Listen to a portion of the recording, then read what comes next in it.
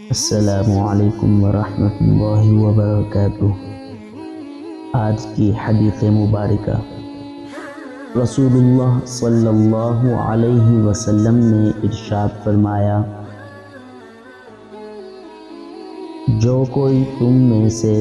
کوئی بری اور خلاف شرع بات دیکھے، یعنی شریعت کے خلاف بات دیکھے، تو لازم ہے کہ اگر طاقت رکھتا ہو تو اپنے ہاتھ سے یعنی زور قوت سے اس کو بدلنے کی یعنی درست کرنے کی کوشش کرے، اور اگر اس کی طاقت نہ رکھتا ہو تو پھر اپنی زبان سے اس کو بدلنے کی کوشش کرے، اور اگر اس کی بھی طاقت نہ رکھتا ہو تو اپنے دل ہی سے اس کو برا سمجھے، اور یہ ایمان کا ضعیف ترین یعنی کمزور ترین درجہ ہے۔ جزاکم اللہ خیر۔ روزانہ حدیث مبارکہ حاصل کرنے کے لیے نیچے دیے گئے واٹس ایپ نمبر پر رابطہ کیجیے،